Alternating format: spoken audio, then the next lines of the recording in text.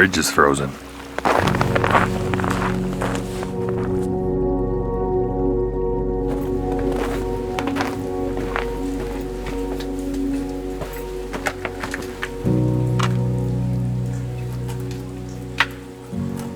Well, good morning, welcome to another video. So right away at sunrise, I drove up to an area of the park that's got this, it's called Mossy Cave. Although right now it's kind of more of an ice cave. And it's really beautiful, although there's not a lot of room to set up compositions, and there's some dead trees in the foreground that are really distracting if you were to include those in the composition. So there's really only one position I could set my camera up in, which is right next to a railing, shooting through the railing. And it's also, you know, underneath the ceiling of the cave where you gotta really crouch in there. It's really difficult to work. Which is part of the reason I wanted to shoot it early, because it's kind of a popular spot. And I wanted to get in there and do my whole thing, the video kit and the large format kit, without having to, like, you know, bother other people that are trying to see it, to taking the only photogenic spot for about an hour. So thing is, I underestimated how difficult it'd be to set this up, because I had to use quite a bit of front swing. And then of course the depth of field's really extended in this, because I got a column I'm trying to include. It's got some really nice ice shapes in the side of it. It's kind of framing one side of the composition, and then it kind of travels underneath at the rest of these sculptures here. And then of course you have the ceiling and the ground. So there's a lot of depth of field issues. So I don't expect that I got everything sharp. And I think that's okay, because not everything has to be pin sharp for it to be a beautiful photograph, you know. Problem is the sun's come up over the cliffs over here, and I had some direct sunlight in my composition. And I saw it, but I shot it anyway. I got a feeling it's probably underexposed, because I was trying to compensate for that. That one exposure might have been my only chance. I got a film holder in there and I'm ready to go, except I don't know if I'm gonna get the light conditions I need, because the sun's gonna come up and stay high in the sky. Oh, harken over here. It's kind of a bummer, because it looked better before I had a big bright spot in there, but it is what it is. It's a beautiful subject for sure. It's really interesting to work on, but just not very confident about the one exposure I got. See if I get another chance. I stood there watching the sunlight come into my composition as the sun rose higher in the sky above the cliffs behind me. And ultimately, I did decide to take another exposure, more of as an experiment to see if the dappled light would add any additional interest. But ultimately, it ended up making the scene quite a challenge to meter. I ended up exposing for the brightest parts of the ice where the sun was hitting it, but as you'll see in the sheet of film here in a second, that resulted in the shadows going quite a bit darker than I would have preferred. To be totally honest, I wasn't really happy about this one. It was fun to work on, it was an interesting subject, but I just don't think that my composition worked out at all here. That ray of light coming into the composition really screwed up my exposure for me. I was trying to compensate for it, and it just turned out to be too blue and underexposed everywhere else. One thing I didn't notice when I was setting up, because I was in such a cramped and awkward space trying to set the camera up, I actually accidentally ended up including the lower rail down here in the bottom end of the frame. I also had noticed that this branch of this tree that I was trying to disinclude in the composition had made its way into the frame as well. Of course, when I was setting up, it wasn't sunlit, so it was hard to see, and I didn't see it on the ground glass.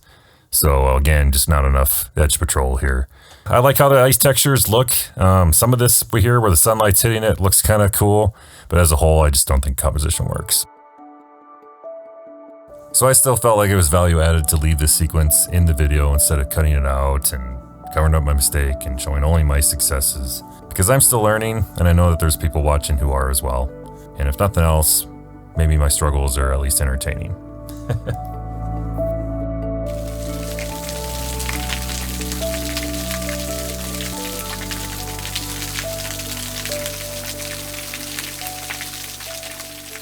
Kind of nearby the Mossy Cave, there's an offshoot that runs down the wash into this waterfall, which is kind of more of a trickle right now. It's frozen over, you know. Turning some pretty cool ice shapes. But there's a little bit of water that's trickling over the edge, lands on the ice and kind of sprays out.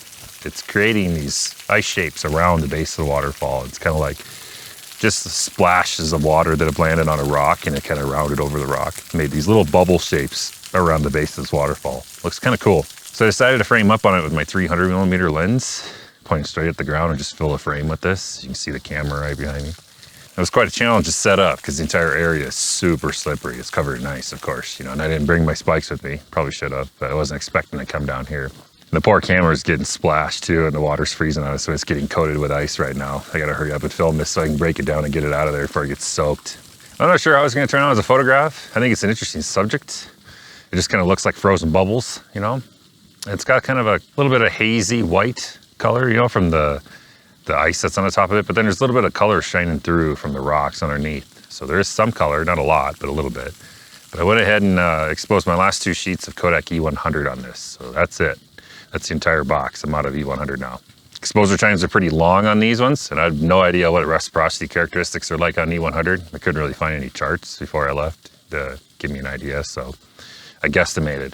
But I had to account for 2/3 of a stop of bellows extension because I'm really overextending those bellows. I'm pushing the limits of my bellows here to try to focus as close as I am.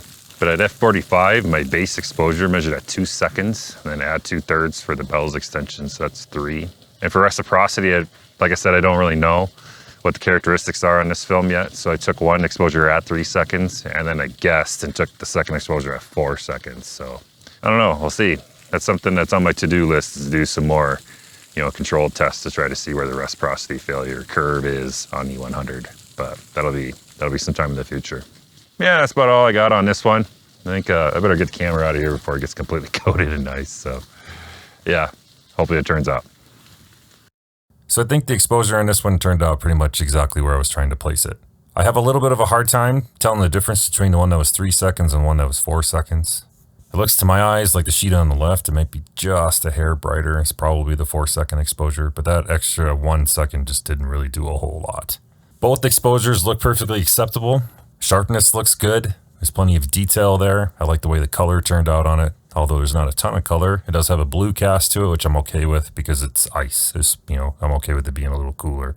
Compositionally, I'm not sure if the viewer will be able to tell exactly what it is they're looking at. Maybe. It does seem pretty abstract to me, and I'm still kind of trying to decide how I feel about it as a composition.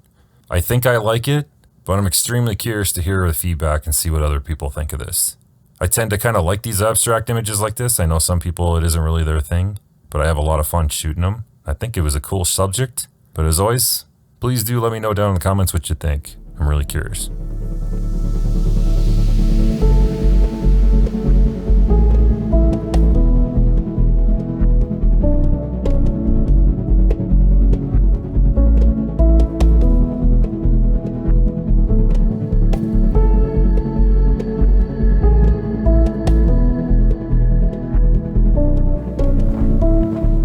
Although I didn't record any video, there was one final image that I did shoot after I'd left Bryce Canyon, which was taken from the Red Canyon area outside the national park.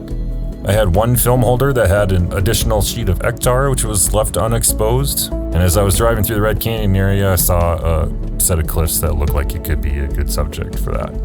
I only took this one single Ektar exposure. I don't remember what the shutter speed was because I didn't document it. But technically it turned out well, perfectly sharp.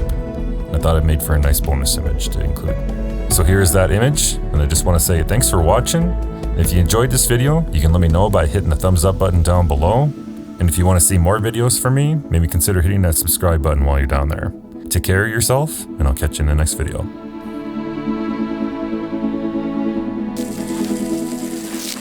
Yeah, this might be a little bit of a problem